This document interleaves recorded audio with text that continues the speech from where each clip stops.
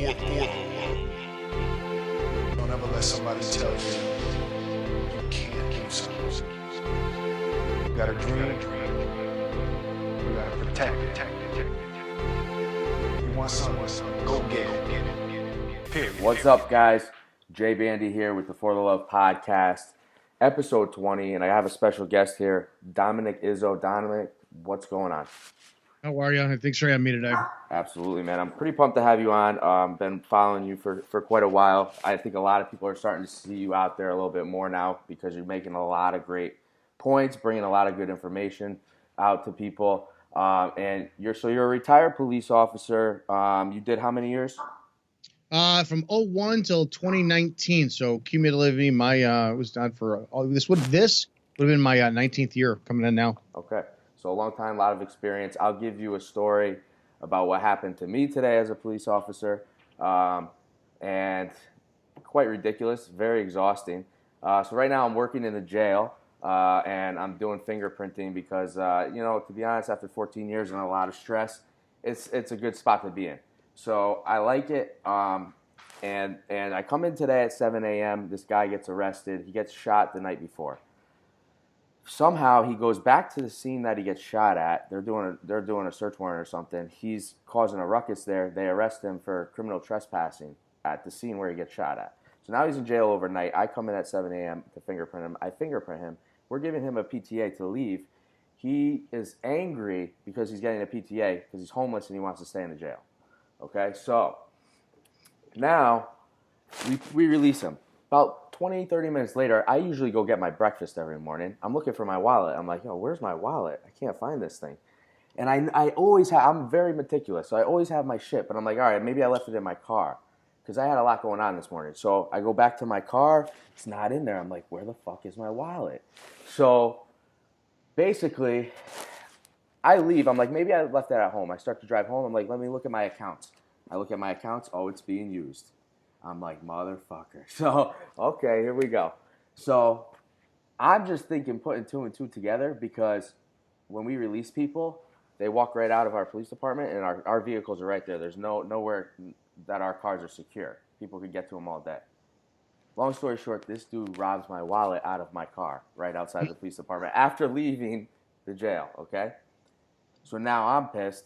I jump in the paddy wagon with my buddy. We're searching for this dude. I stop at the store he uses the card at, show a picture to the guy.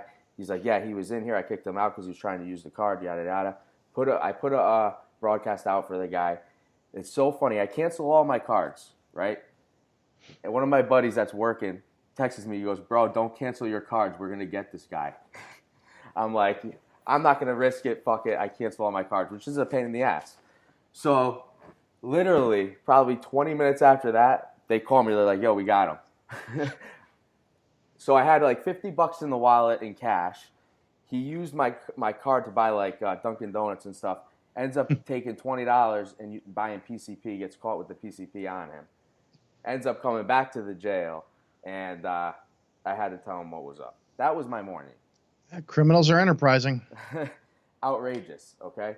So, man, all right. So long career as a cop. You got a lot going on. You're an author. You're a motivational speaker. You're into fitness. Putting a lot of good information out there. Where did you grow up, and how did you want to be? How did you really get into law enforcement? I grew up northwest suburbs of Chicago. So I'm my family is from the northwest side of the city. A bunch of Italians. We moved out of the city when I was 2, 3, 4 years old, and then I've been a suburb guy ever since. I'm not a fan of Chicago. You know what? I was always in the service industry, retail, bar, restaurant, all that. And a friend of mine who's still a police officer, she told me one night, you'd make a great cop. I went, I'll think about it. And my family says when I was in high school, I had said I wanted to be a police officer. I don't recall that, but I like community service. It's just something that I enjoy. I like working with the community. I know that was my primary focus. So I went, all right, this one might be a good career. Everybody had thought I would either be good at sales or law enforcement. Since I could never find any type of I could sell cars for a living, but I couldn't be a shyster. I couldn't sell something I didn't believe in, and I couldn't screw people out of money. I didn't go into sales. So I'm an anomaly. from the time I filled out my first application to the time I got hired was 4 weeks, my first test. And back at the bar I was working at, it was a 4 a.m. bar. A lot of cops came in there, and they told me it's going to take you eight, nine tests to become a cop. And I tested twice just to be sure. So the first test, I took first test first week, first test second week. And then, 4 weeks later, I got an offer from the first place. 2 weeks later, I got an offer from the second place. I took the first place and started my career up there. And I mean, that was it. And I got into it and quickly learned after a few years that it's an industry like anything else. And became disheartened and left and then came back and then left and came back. It was a roller coaster with my career. Yeah. I definitely understand that. And it's funny you say that because that roller coaster is exhausting. Especially, and like you said, you really can't give up your morals to be a part of something that you kind of looking at as it's not supposed to be like that in the first place. A lot of people do. A lot of people, Gary. You're seeing people today giving up their morals. Oh, 100%. Yes. I mean, it's sad because even I look back at the job, and you go into that job when you're in the academy and stuff thinking one way of how this is, and it's pretty much the complete opposite for the most part. That's disappointing. It's become, if you asked me 3 years ago, do I think there's a lot of bad police officers out there? I would have said you're out of your mind.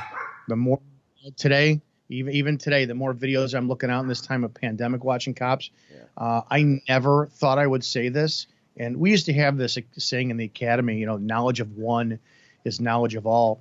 So if you know that John Doe at 123 Main Street has said, the next cop who shows up on my house, I'm going to shoot and kill him. Well, if you don't share that knowledge, that's on you. You have to share it with all. I'm blown away that, yes, one bad apple does represent the bunch. I mean, I'm 5'7", 225 pounds. I'm white and 45 years old. If I was on the job and I did something to somebody, that's gonna affect a female who's black, who's in New York, who's doing the same thing because she wears the same uniform. I never thought I would say this today, and I don't care who I piss off about it. Today, currently, right now, due to what's happening, cops are becoming the absolute terrorists on the street. They are becoming the enemy of the people, and I don't care if it's only 5, 10. It is overwhelming what's happening right now, and it's not getting any better. Well, yeah, I say the same thing. And I mean, look what's going on in New York. You got this social distancing arrests going on. And I got upset about that. And I got not into it with another cop that I work with. But, he was basically like, oh, well, the guy shouldn't have came up to the cop and did this and that and stuff. I'm like, yeah, but we shouldn't even be out there in the first place. It blows me away, that arrest. I think I know the one you're talking about, where a guy basically swept his leg in the crosswalk and started raining down bombs on him. There was the thing about law enforcement for everybody who isn't a cop is disorderly conduct and obstructing a peace officer are such blanket arrests. And you could move somebody back. You could be at a scene and walk somebody back a mile and still say, back up, back up, back up. And if they don't back up, you can throw the cuffs on them because they're obstructing your investigation. It's a load of crap. And unfortunately, citizens they're getting arrested for questioning. I saw that arrest, which was not just one. I've seen several over the last couple of days. That cop needs to be criminally charged. He's a terrorist. That's what's happening. Yes. Yeah, now he's on administrative leave. And I said to the guy, I said, we're being put in harm's way right now for no real reason. No real reason. Other than politically and, them basically, we're being used. And if you're a cop and you don't really understand that, shame on you. Because this is your family, this is your life, and you're doing all this for what? So it's the mentality of what your partner had said is where it's dangerous, and that's where the public comes in. You get a lot of people who are on social media who will say when they see like a guy getting tuned up by a cop, well, he deserved it. But you know what the problem is when people start saying they deserve something or someone deserves something at the hand of a police officer, they don't realize they're putting the authority of punishment into that cop's hands. And that's not the case. The cop's job is not punitive. That's the judge's job. The cop's job is to document, witness, and validate information on scene. That's it. It's to keep the peace and maintain order in a free society. But your job is not to punish. Your job, if you show up to a scene and a guy just gets done killing a family of 5, you pull up on scene, he's got the gun in his hands, and he drops it. Game over. If he complies 100%, you can't do anything to him. And people don't get that with use of force. It's over no matter how bad you want to sit there and do whatever. But we have a massive problem in law enforcement, and it has to get better, or cops will be the new terrorists of this country. Yeah. Now, my career, I've been on for about 14 years. You did quite a few more years than me. When you got on, when did you start to see that it wasn't what you thought it was, and you started to see things poorly? Year 5, somebody sent me an email when I was brand new, and it was so perfect. I wish I still had the email. They said, in a police officer's career, years like 0 to 2, you're gung-ho, you go out there, you want to change the world, you're chasing down every call. Between year and 3 and year 5, you start to slow down, you start questioning, why am I doing this? Between years 5 and 8, this and that, and it was 100% true. By the time year 5 came around, I was so blown away at the command staff and how there was zero leadership. It was all management. There were a lot of problems in my first department. My first department was a town of 40,000 people. We had 39 sworn, and in the time, so I started in 2001. I could probably count on 2 hands the amount of police officers in a 20 or 30 year period who've been able to retire with their pensions from that department. And it's a revolving door. The whole area I was in, it literally is command staff, 100%. 100% command staff. They promote the wrong people where they came from. And it's, you could say that with any department. Your buddy can get stripes, and all of a sudden he's a ball buster. This report wasn't written the same way. You didn't dot your I's on this. I don't like this sentence structured. Yeah. And an ex of mine was a cop, and she and I used to have this conversation all the time. They were on this schedule where it was rotating shifts every 28 days. They would go from days to afternoons to midnights, she was just she was a cunt date. And I'm like, dude, you're miserable all the time. You're in a union. Why is your union not saying, we can't do a 28-day sleep cycle? It is messing us up. Mm-hmm. Well, we're all afraid. We're all this or that. And this is whether command staff wants it. And then they would get reports kicked back. And, you know what it's like. If you don't perform that day, they're going to give you this shitty squad car to take out in the street. It is such a shit industry of punitive from the command staff to the cop itself that it's not going to change simply because what cop in their right mind is going to challenge the system where you're making 70, 80, 90 grand, sometimes 120 grand a year with benefits, and that tin star in your pocket where almost you can go anywhere and do anything. It's very hard to challenge a system like that when you're benefiting off it in ways that the citizens really don't understand yet. Yeah, that, and I mean, listen, the people at the top are benefiting the most, and the problem is they have the power, and I don't see it being used for good often, and that's going on a lot in a lot of different ways, but in policing, definitely. I mean, the people at the top have the power to really change everything, make everything better, make the police department better, make cops better, make you feel good when you go to work. That's what a real leader is. These type of leaders, I don't see them as much anymore, especially in this policing. And what's crazy for me is, like, I kind of came into the job where there was a lot of old school policing going on, a lot of old school bosses still there, and that drastically changed over the past several years. And to see that change is so crazy. So crazy. It is, and it's unfortunate because the command staff has to report to their village board, their mayor. And what's a mayor? A mayor is an elected official of somebody who's a member of the residents. Mm-hmm. So it is one giant shit rolls downhill industry. Yeah.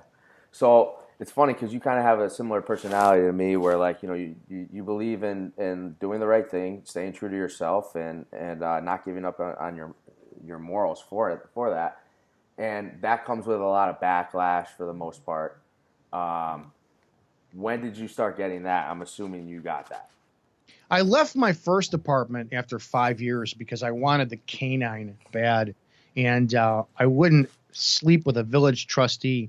And I wrote about this all in my book. Mm-hmm. And she went after. She swore that it was her mission never to give me the canine, and went to a couple of village functions and said, I don't even know why he's allowed to give me gun. And I filed a complaint about this. And then when you file a complaint as a man over sexual harassment, it doesn't go too well for you.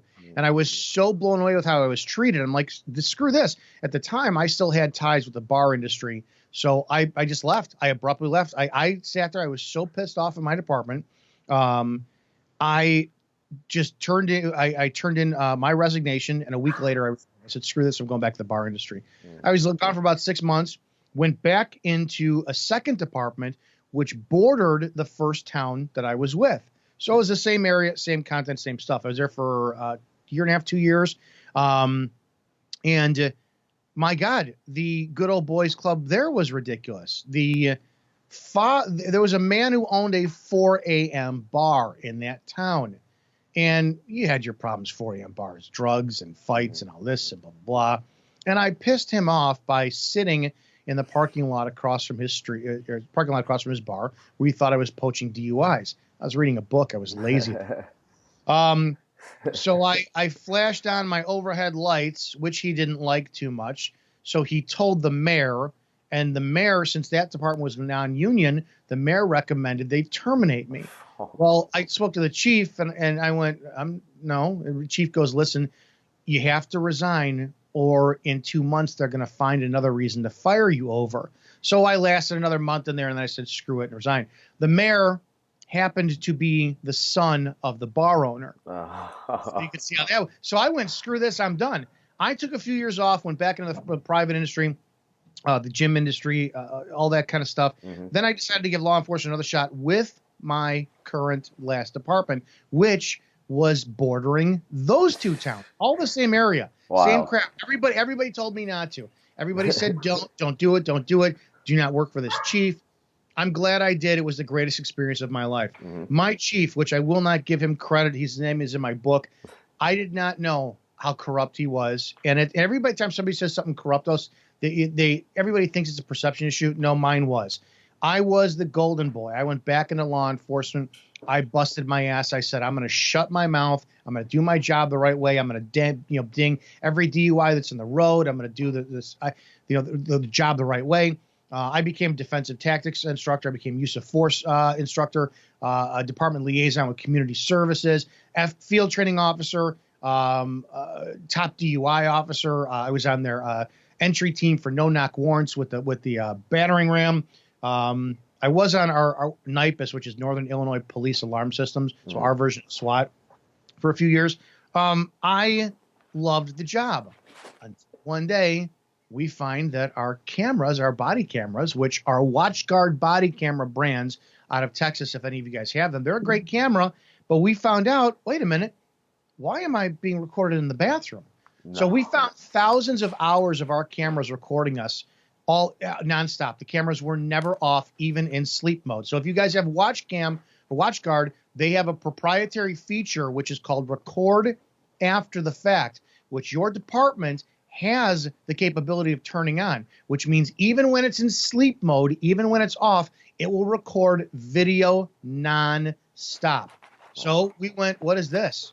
And so many officers were pissed. We filed a lawsuit, a federal lawsuit. I became no longer a golden boy. It took them 9 months, but it took them 9 months to find a reason to fire me. And they terminated me over text a photograph of a heroin overdose and a woman who bled out from a ruptured upper GI. So I texted those to a friend of mine. A friend of mine had a falling out.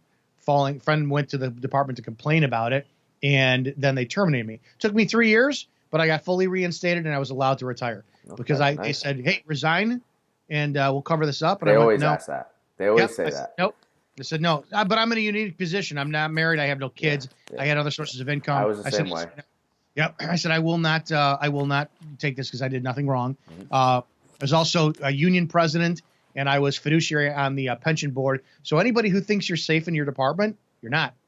You're absolutely not. So it was a great learning experience. I cannot believe law enforcement is a business. There is a lot of corruption. Corruption could be anything. Corruption could be you're on the street and you witness, your partner, which I can't tell how many times I saw, go up to a car and go, I smell weed in the car, step out. And you go, I don't smell anything. What are you talking about? Corruption could be this bitch. I'm writing her everything. You pulled her over for not using her turn signal, and because she pissed you off, which is her right to free speech, you're going to write her 12 tickets for every equipment violation? That's corruption. And corruption, it slides the scale, but there's a lot of it out there. No, you're right. I tend to tell people this, like, this is kind of how I do policing. I've been on the other end, so I understand how when the police take your freedom away, which is technically what we're doing. Yeah. And as a cop, you need to understand that. You need to understand that you are taking people's freedom from them, and that is very powerful. That is powerful, and you have to use that properly. You have to understand the effects of that as well, like what comes after that. It's not like, okay, you're just taking that night away from them or that day away from them. There's a lot of shit that comes after that, after the fact. So when I go into a situation, I have to say to myself with discretion, how much, does this person deserve to have to deal with that? And if you can't do that as a cop and you're going to let your emotions take over and all that stuff, which happens a lot now. All the time. You're going to put yourself in a lot of messed up positions. Is some of the laws that are policed are ridiculous, and I did not respect the saying, when you're a hammer, everything looks like a nail. I didn't respect that, and I see it now that it's too late. DUIs were different. I was very ruthless on DUIs, and my last DUI was a cop, and I didn't care. The cops are the single worst abusers of drinking and driving on the planet. I don't care who says what. You go to a bar in your state, I can guarantee you will see cops in a bar drinking and armed, and they would drive like they don't care. Yeah. So I was very brutal on that. But when it came down time to enforcing, all right, here's a guy who's driving back and forth to work. He's got 3 kids to feed, and his vehicle is suspended for emissions violation. I arrest him. I tow his car. Now he's got to sit there. Now the car is going to sit in impound for God knows how many days. Maybe he's going to lose his car. He can't go back and forth to work. He loses his job. Now how is he going to pay his bills? How is he going to feed his family? So discretion is one thing. The kid, I talk about the black community a lot and the bad relationship between the police and the public. And a lot of it does come on them. There's no question. But, I used to think, here, if you're in an area where there aren't a lot of jobs or whatnot, or you're 17, 18, you're making some dumb mistakes, you got a bag of weed on you, and back when it was arrestable, it's like, oh God, I got a weed. This is a stat, and I got a stat for my performance evaluation, for my quota. Well, that kid now, if he goes, and this was in Illinois, I don't know if it's in your state, but if that kid, when he goes to apply for a job, if he has to check off the box, have you ever been arrested? He's got to check that off. And if an employer interviews him versus doesn't interview him and just runs a criminal history, any employer, hey, what'd you get arrested for? I got caught with a little bit of weed on me. All right, fine, we've all done it. But if an employer runs a criminal history in Illinois, it's not listed as cannabis. It's listed as dangerous drugs. So you think that kid's going to get a job? It's like you have to really look at the cause and effect of whatnot. And the biggest thing with cops, I see a lot online, and it really shocks the hell out of me, is they think their discretion is what they're using to shape and change the behavior of the community. That is dangerous. That is dangerous. You can put up on a forum on law enforcement, and this is a great question to ask, how many of you issue citations based on someone's attitude towards you? You will see an overwhelming number of cops say 100%. And they're ignorant. That's a free speech violation. If you walk up to somebody, hey, the reason I pulled you over today is because you were speeding. Oh, yes, officer. Sorry, officer. And you don't give them a ticket because of how nice they were to you versus, oh, that's fine, whatever. Oh, you got an attitude, now you get a ticket? You violated their free speech. You issued that. And there's just so many little nuances of law enforcement cops don't get, but the public sometimes supports them by going, that person deserved it. That person deserved it. It's not the job. It's not the job of the cop to punish, and that's a real big problem we have.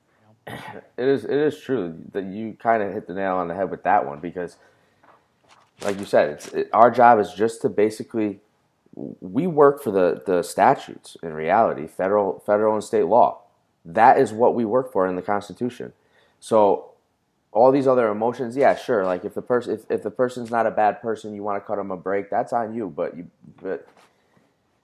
basically, cops need to really start to think, because even now what's going on with this whole social distancing arrests and all these. When this virus first came out, I saw cops still pulling cars over. And I'm thinking to myself, wow, that's stupid for two reasons. One being, why would you pull anybody over with this thing going on? Now you're putting yourself in harm's way because of the virus. If they have it, who knows, whatever. Second, you're going to really give people tickets during this time when everybody's struggling for money. So their program. You're right. And that's why you see these, like, I have seen videos of some sheriffs out there and some people out there like that are refusing to enforce this stuff. And I applaud those because, they're not being controlled. They're not working for the agenda. What difference does it make? How much more money do you make if you wind up writing 10 tickets a day versus 0? My last year on, I wrote 1 ticket. Yeah. And it pissed my department off. I went from midnights to days. I said, screw this. We were in that time of the lawsuit, and I really was like, I can't believe my department betrayed me like this. So I am going to do the bare minimum. I responded. I still was very active when it came down to pulling people. I pulled people over all the time, but it was an opportunity since we were under that war on cops thanks to Obama. It was great pulling people over. I'm Officer Izzo with the so-and-so police department. The reason I pulled you over today because you were hauling ass. You were doing 35 over. Oh, okay. Do me a favor. I'm going to run you. As long as you clear, I'm going to give you a written warning. So give me 5 minutes. I got to get you out of here. But slow the hell down. Okay. It was an opportunity for people to go, holy shit, not all cops are dicks. But you get somebody, everybody's done it. I've done it. You're getting ready to throw that Thornton's $2 hot dog right down your throat because you haven't eaten all day, and somebody goes speeding past you, and you whip right by him because you're still in a parking lot where people see you eating, and you're like, I got to do something. You pull the person over, you start reading them the riot act, and then you write them. It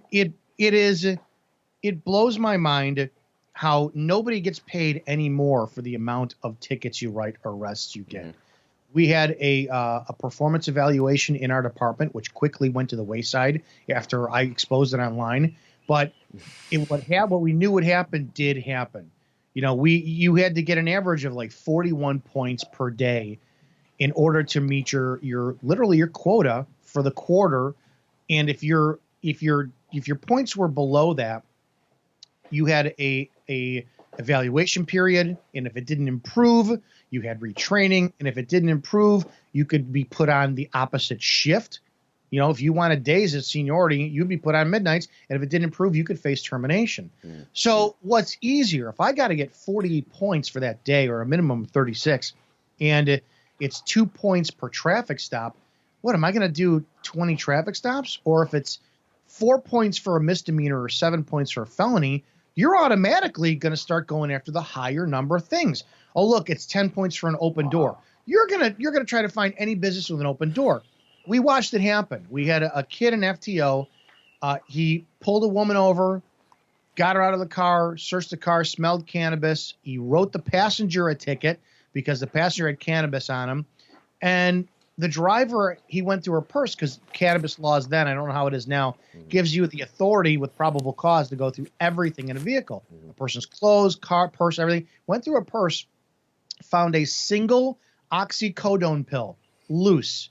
She had said, that's my mother's. She gave it to me because I was having back pain. He hooked her, class 4 felony. She went to bond court next day. And I was like, you're kidding me? You just gave this person a class 4 felony for a pill? And that wasn't the main example. It wasn't a single example. Opening chapter of my book. I could give you a million stories. I don't want to, but I talk about a guy that we saw every single night drunk walking home. And he was mentally challenged. He was very 44 years old. He had the mental capacity of a 16-year-old, but because a cop needed points, she stopped him one night, wrote him a $250 public intox ticket.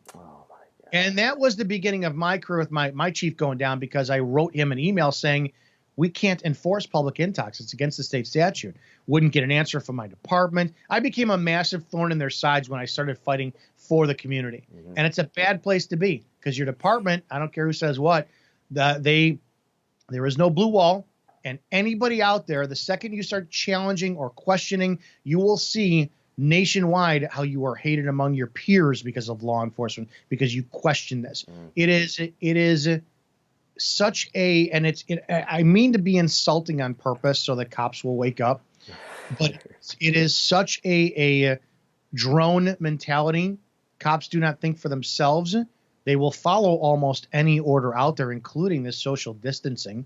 It is ridiculous. And you're going to see at one point with these like red flag laws coming up, you're going to see a lot more of that kind of stuff because cops, who wants to lose their job in a time of pandemic right now with 22 million people unemployed? So it's a very, very dangerous time for a person to be a cop, and they're on the fence either way. It's funny how you say like your peers. Now, I'm going to assume, do you get a lot of cops that hate on you? So yeah, everybody loved me when I first started YouTube and social media and all this, and this was back in 2015. Everybody thought I was representing cops as great as possible because one video that I did went viral was on how people should 100% comply. And it was, don't fight on the street, fight it in court. And I ask myself that all the time. If I got pulled over by a cop and they got a hard on for me, am I going to resist or not? And man, I got to curb my ego. You're not going to put me in handcuffs. I'm going to fight. It's so bad. But that went viral. I had, like Adam Carolla from was Loveline talked about me on his show, and I got all this attention. The second I got fired, everybody loved me too because I called out corruption. Absolutely. The day, and I'm talking the day of, I announced that I was running for Cook County Sheriff, which is where Chicago is. Websites, Facebook pages went up anti-me, run by cops from all over the country, not my county, all over the country. This guy has been fired. They dug into everything.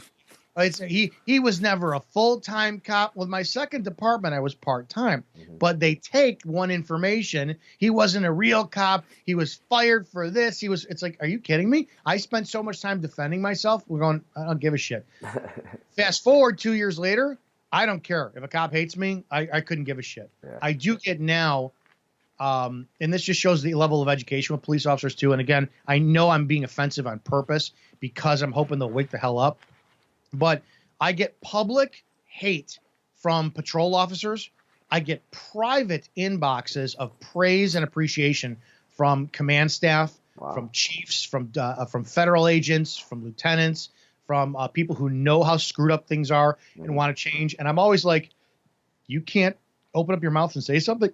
Right. Why can't you do that? So I do. I'm very fortunate. I have made great allies with Sheriff Joe Arpaio. I can proudly say this. He's a personal friend of mine.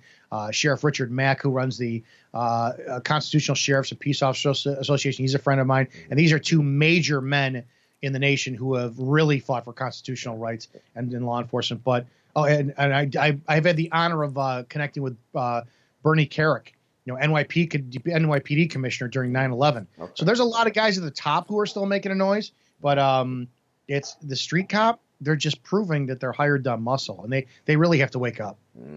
That's interesting you say that because I almost would have thought maybe like some street cops would be more praising you rather than the command staff. But it's interesting you say that.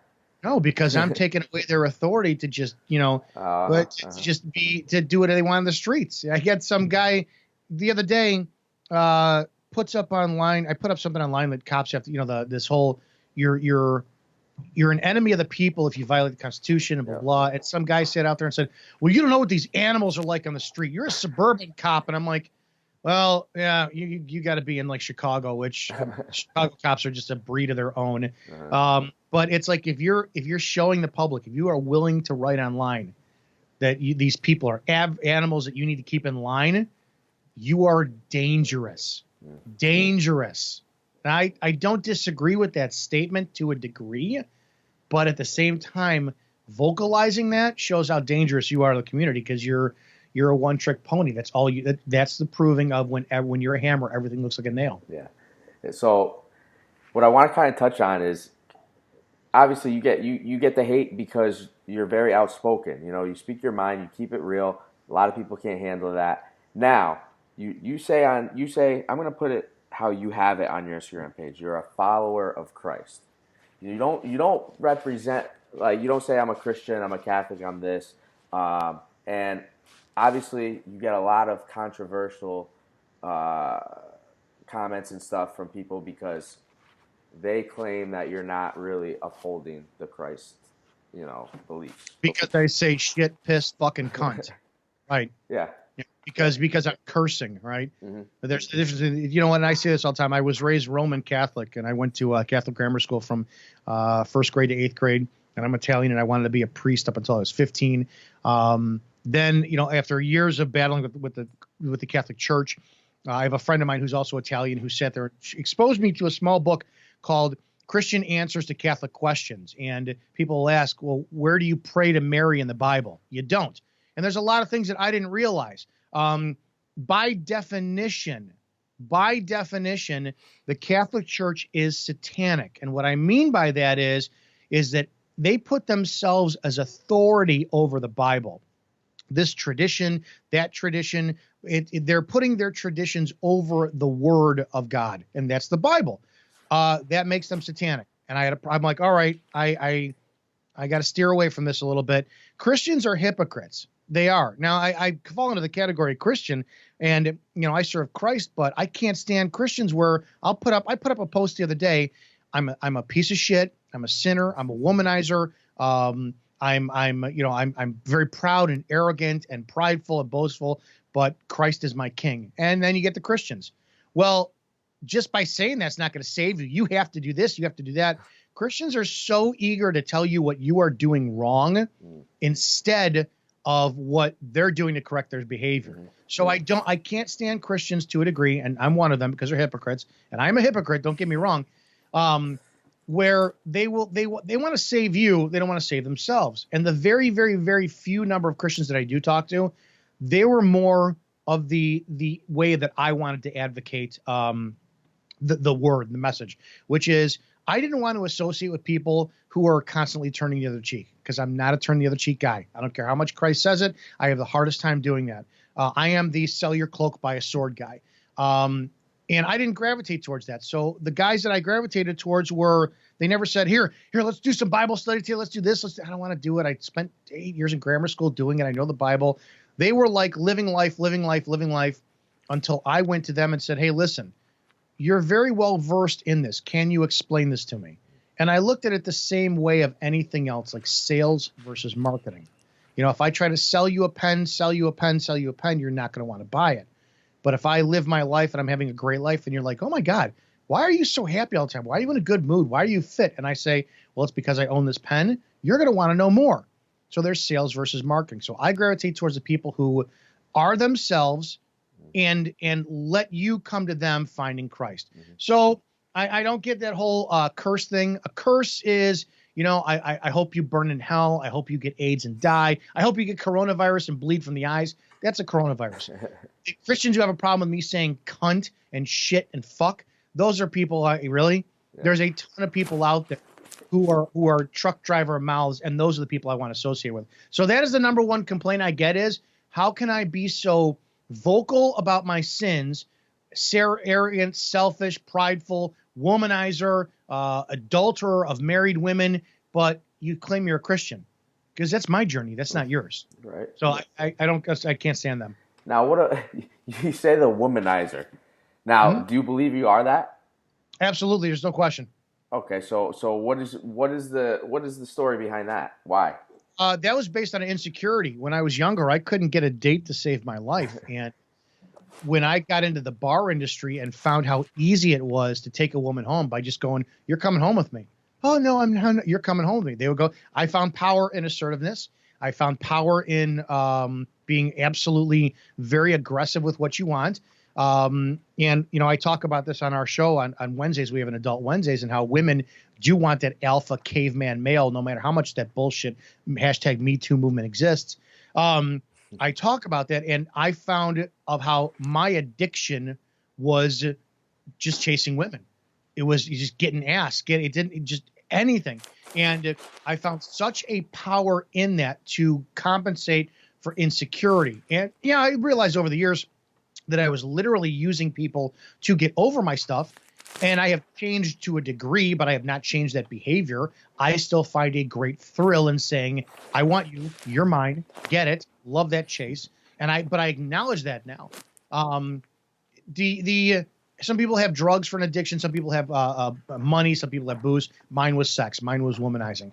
And it hasn't changed. I'm vocal about it now. And I'm very vocal about it. I'm very public about it, as you found out. And I still have women who are interested. And I'll say, you do know that I'm going to use you for one thing, and that's it. Yeah. As long as you're aware of it. Yeah. Well, you know what it is? You're very transparent. And when you're transparent, how can somebody get mad at you and blame it on you when you're telling them from the start? They still find a way. Yeah, I'm sure. Yeah, I see those two things, the Christ thing and the womanizer thing, where people probably come at you extremely hard all the time. But listen, it is what it is. You got to live your life. You're right. It's your journey. And I was kind of the same way. I mean, my belief is just, just do what you want to do in life. Just don't hurt other people in reality. And if you're very transparent, you stay honest, and you stay real with people, you're really not gonna hurt anybody. Do whatever you want. I agree with that. It's like, as much of a jagoff as I am, I still say I'm kind. Yes. I don't go out my way to hurt people. Right. It's a work to do. I pray every day, and my prayers, I'm not as on my knees as much as I should be. And it's not the repetitive, our Father who art in heaven. It is a conversation I'm having. And I know I have, everybody asks me what I'm afraid of. And I say all the time, I fear nothing. I'm absolutely fearless. I'm terrified of God. There's no question. Biblically saying, it says that Christ does come back, and if you are not following his laws, you're going to say, hey, Jesus, I'm over here. And he's going to go, I don't know you. Yeah. I have no idea who you are. You may know who I am. That scares the shit out of me. So I work on a relationship with Christ. I work on a relationship with God. And currently I'm trying to build a relationship with the Holy Spirit, because I don't know him. I just don't know him.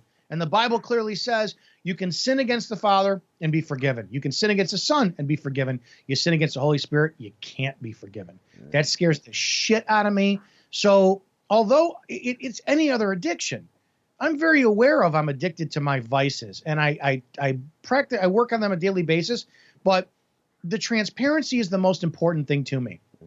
And it is such a liberating feeling, where when I did run for office, when people came to attack me left and right, he sleeps with married women. I go, yeah, I posted up online last year. There's a video of me talking about my addiction with that and how I'm struggling with it.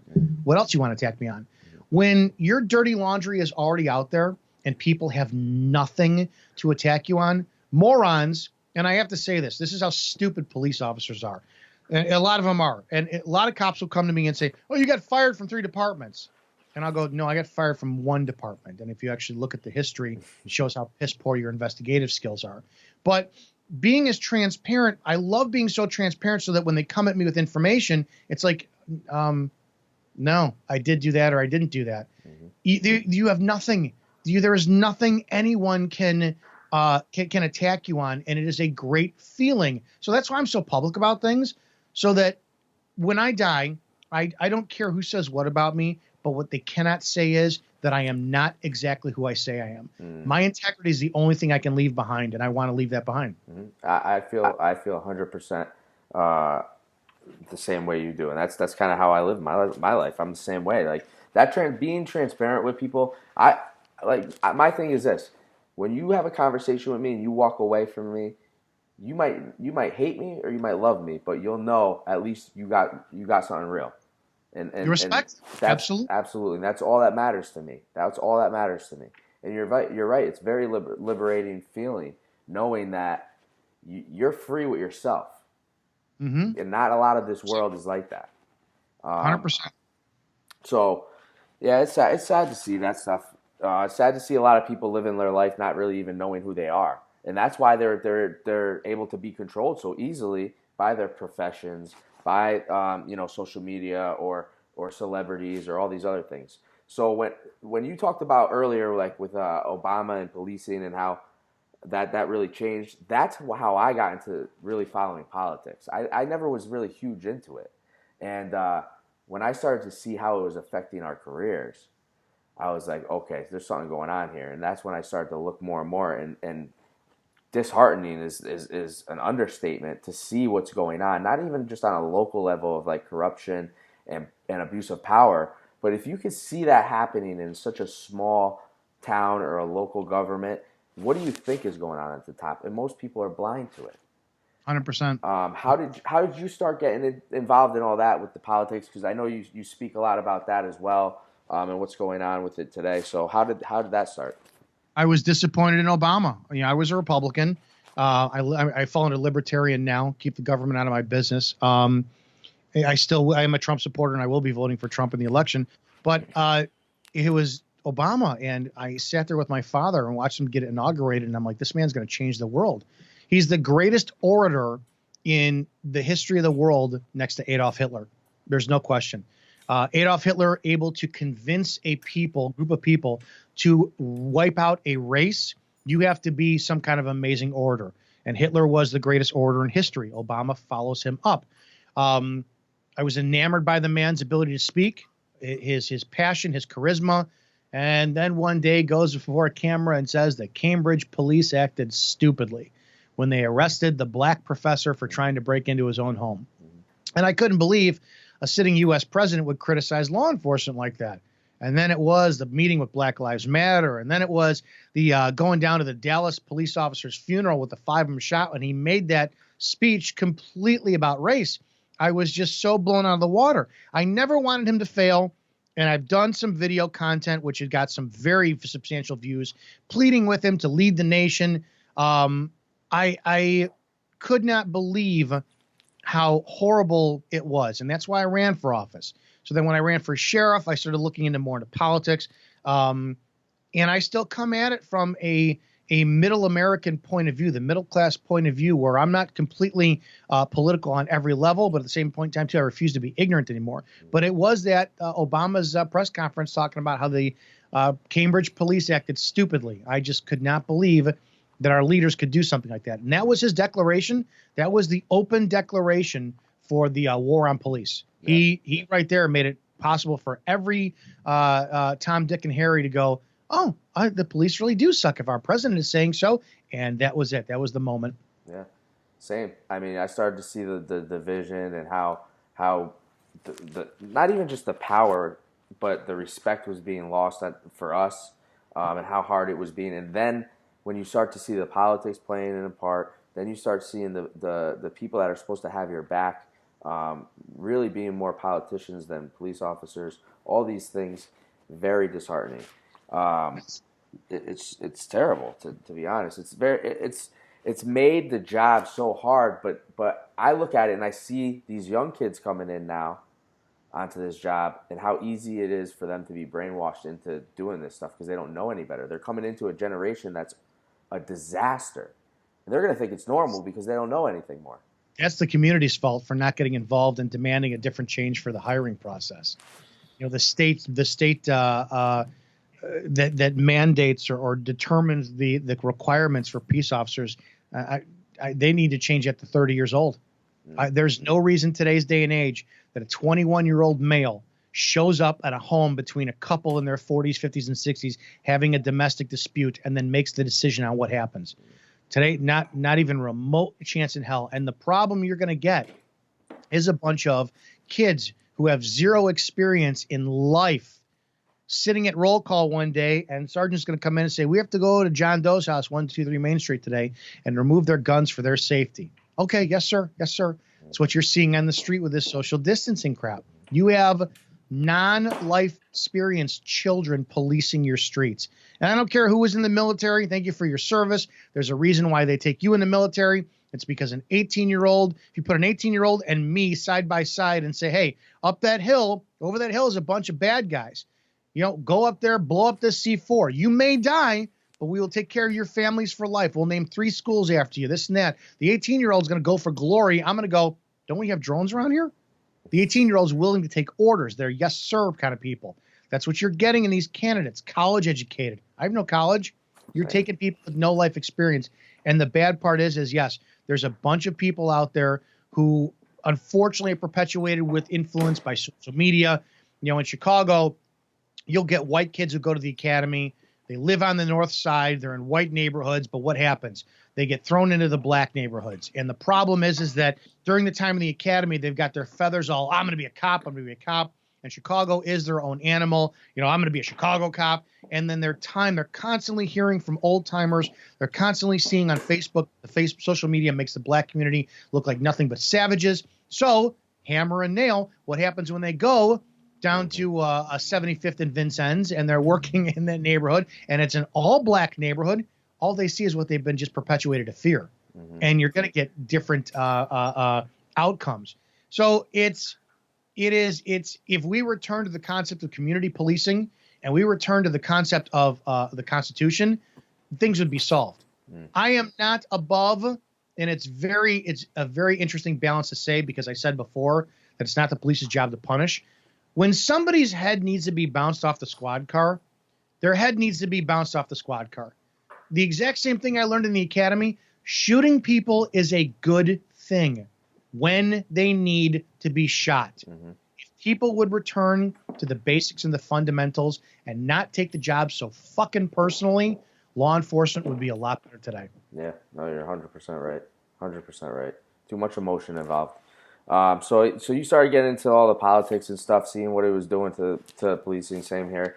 And look what's going on right now. I think this is the worst I've in my lifetime seen the country.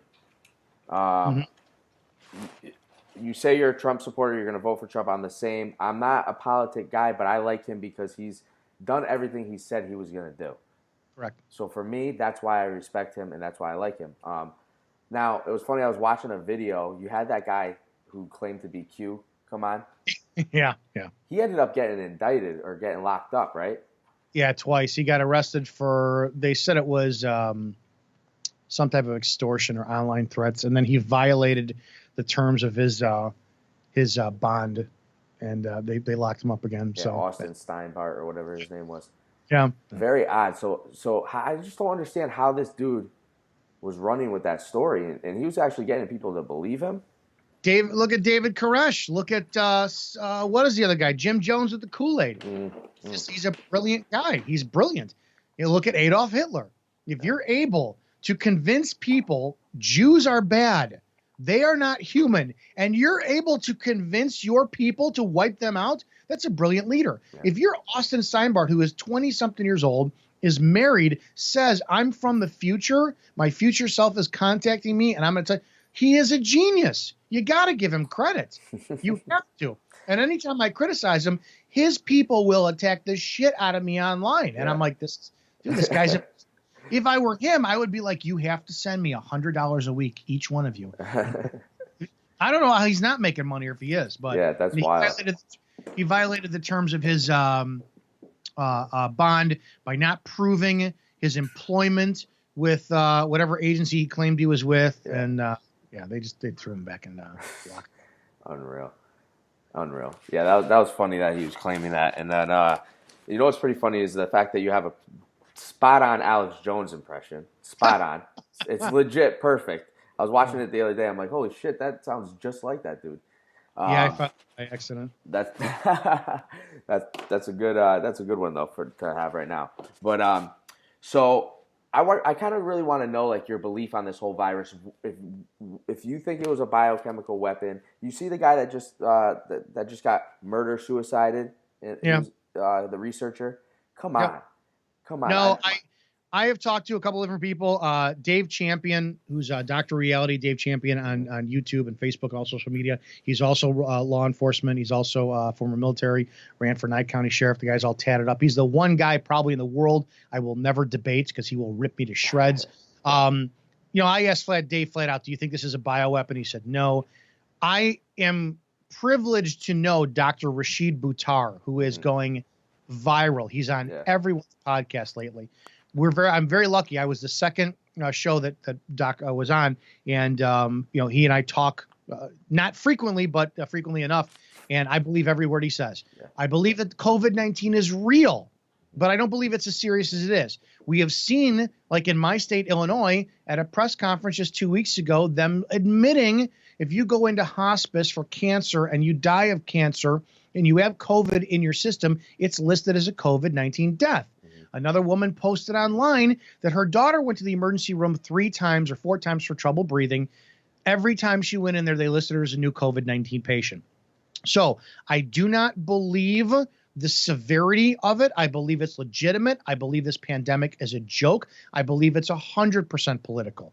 And it's not a conspiracy theory. The left has done every single thing possible to try to get Trump out of office. Russian collusion, Stormy Daniels, Ukrainian phone call, taxes, you name it. Grab him by the pussy, you name it. It's blatant. I don't know how much more information people need, if you're a Trump supporter or not a Trump supporter, to even look at the comparisons of the Me Too movement. How is it? Trump said you can grab people by the pussy. Biden actually did. No one is attacking Biden. Mm-hmm. Absolutely not. Mm-hmm. This is their last dish effort because the economy was so well. And I have a post. It's got to be 4 or 5 months old. Right at the time, right at the time they're trying to impeach him, I said, you watch, they're going to try to crash the economy next. And here we are. Bill Maher said it.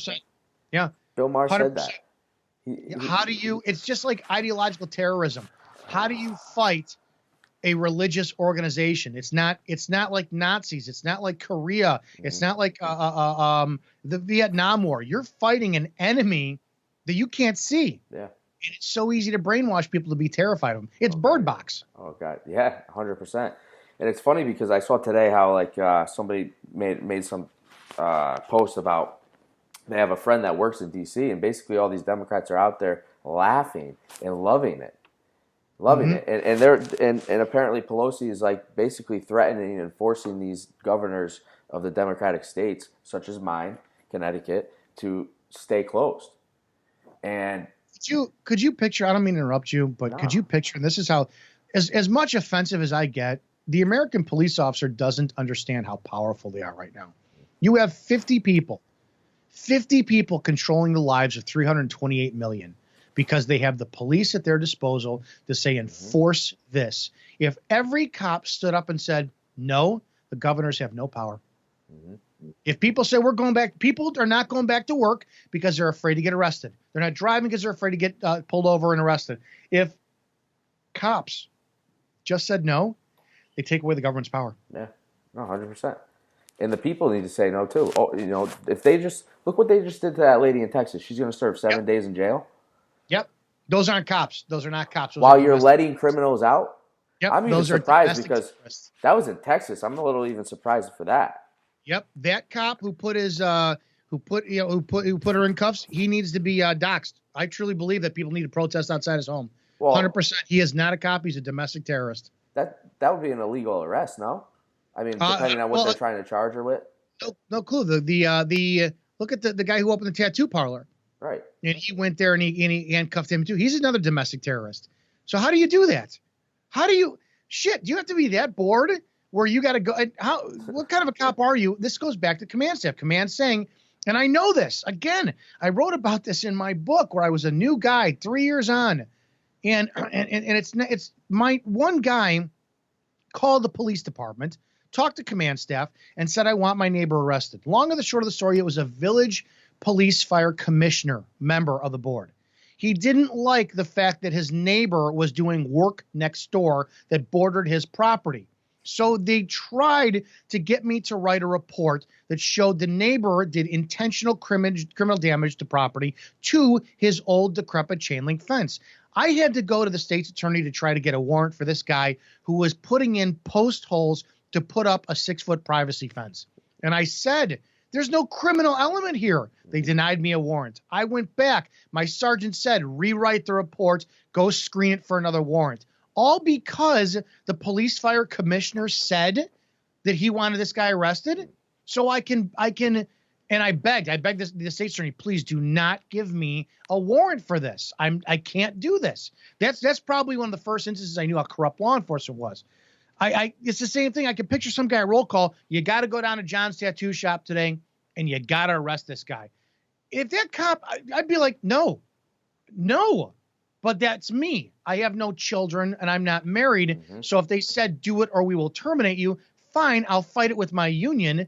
No cop will lose that one. If you get fired for disobeying that order, you will win a lawsuit. Huge. You will win. Mm-hmm. But no, they're not doing it. And that's making them the bad guy. So when the nation turns and the nation attacks that cop, the nation sues that cop, the nation ousts that cop, you think the command staff is going to back that cop? Nope. Not one damn bit. Nope. You're right. You're right. And that's the thing. Like I think a lot of cops too feel bullied. You know what I mean? By command staff. They sit there and they know that the command staff they know that you have bills. They know that you have a family that you got to take care of. No, you can't, when you're standing up for your beliefs, you're risking all that in reality. It's a paycheck and it's authority. Where else are you going to go? Drive around in a squad car, tell people what to do, and have a badge in your pocket that gets you out of stuff or in stuff, whatever you want, and make all that money. Where are you going to do that? The authority and the power of a cop is addicting. Yeah. It's addicting. Right. And yeah, we see it all day long. And that's where, like, I think being a good cop is being able to understand from both aspects, both sides. And look what's going on with the FBI now, top law enforcement agency, all these things. Me as a police officer, it disheartens me to see that. Taking an oath, I'm going out here risking my life doing this stuff, and the people at the top, they don't care about you. They don't care. And it's sad. It's sad. So you have to look from other people's standpoints too, like the people on the street, and understand why the community has the distrust in the police. If you can look at all these aspects, then you can be a well-rounded, good police officer if you open your eyes to this stuff and be yourself. You just remember you work for the people. Right. They do pay your salary. Doesn't mean, you know what, you could, if cops sat there and if they stopped the harassment bullshit, stopped all the drug arrests, because I am anti-war on drugs. To be honest, I'm at the point somebody wants to kill themselves, I stick a needle in their arm. I don't care. That's your problem. It's not my problem. You want to blow shit up your nose? It's your problem. It's not my problem. If cops stopped punitively dinging people for every citation out there, could you imagine what would happen if cops, policed by the Constitution, did their job righteously, became public servants? The day that they wound up having to shoot the violent but unarmed black man, there wouldn't be riots and protests like this. Mm-hmm. There would be less pressure on the people to have them see more. Well, you know what? These cops are always doing good, always doing good, always doing good. They had to do this. Let's take a look what this goes on. If you change that culture when you actually had time to actually do your job where you had to do it the harsh way, you'd have more public support. Yeah, no, you're 100% right. Bad taste in people's mouths doesn't go well. So, you know what it is? It's my feeling is this, and I'll leave it off on this. We talked for about a little over an hour, and you know, I'm glad that you were able to come on and show people your personality behind the social media, and that's what I really want for people. I want people to understand, like, everybody's a real person. Everybody has their real beliefs, and sometimes you don't really know who that person is on social media. You have this persona, and there's a lot of fake people on there. There's a lot of people that are living, you know, in their own fantasy world. The goofs. I gotta critique this one, and I'm not very popular for this, and I'm not gonna say who it is, but another social media cop of mine, a friend of mine, agree this. I can't stand the culture of these clowns on social media.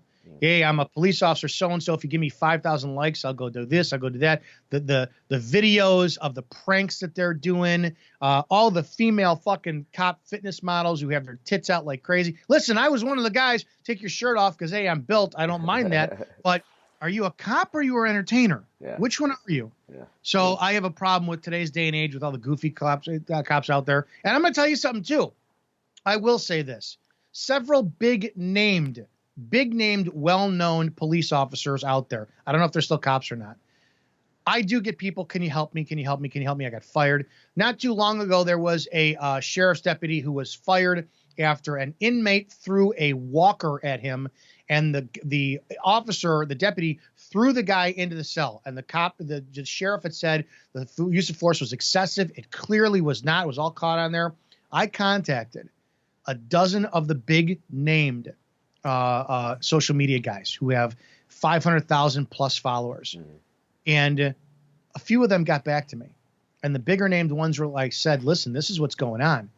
You know, we have to sit there and advocate for this person, blah, blah, blah. Yeah, well, you know, they wouldn't do anything. Wouldn't do anything. Not even a phone call to this person. So if you think there's a blue brotherhood, you're out of your fucking mind. Yeah. There is one. Yeah. And so that's why the clowns who are online doing the skits, doing the sketches, doing that stuff, they're perpetuating part of the problem too. Yeah. Well, you're right. There's a lot of people that are in it for the wrong reasons in reality. I think, I don't know, you tell me, but my persona with this job and how I feel about it now is, yeah, there's a bad taste in my mouth for a lot of reasons. But at the same time, I have a lot of love for the job. I met a lot of good people because of the job. And I am the person that I am today because of the job. And all the things you went through, all the standing up for yourself that you had to go through, your name being dragged through the mud, all these things got you to where you are now, similar to where it got me. So I would think that you would have a similar perception or feeling of the job. I agree. I still love it. I still think it's the single greatest career on the planet. It's an opportunity to better yourself. You can't be a cop unless you bring the best to the table. You got to think about it. Somebody's going to swallow their pride and call 911 and ask for your help. You get to show the absolute greatest human being and rise above all your personal problems to help somebody recover a stolen purse, to find a missing kid, to get from point A to point B because their car broke down. I don't care what the issue is. You get to rise above and actually set the standard for the human being that you are. It's the single greatest job on the planet. Problem is it's not a lot of people see it that way.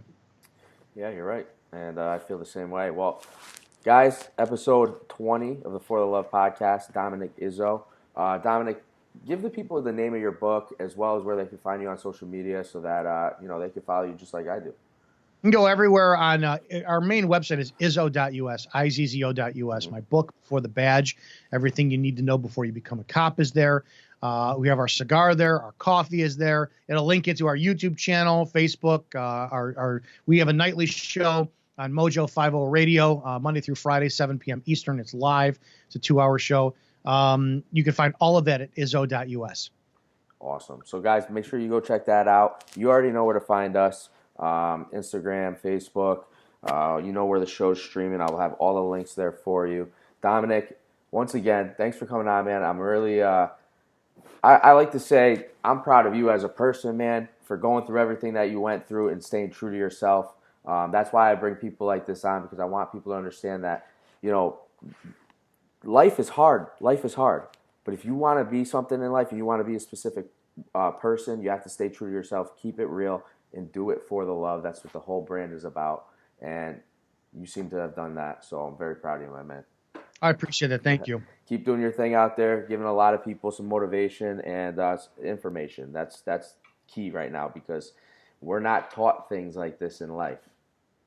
We're not taught like this in life. So people like you are definitely helping people. So Dominick, thanks again, man. Have a good night. Thanks, you too. I appreciate that.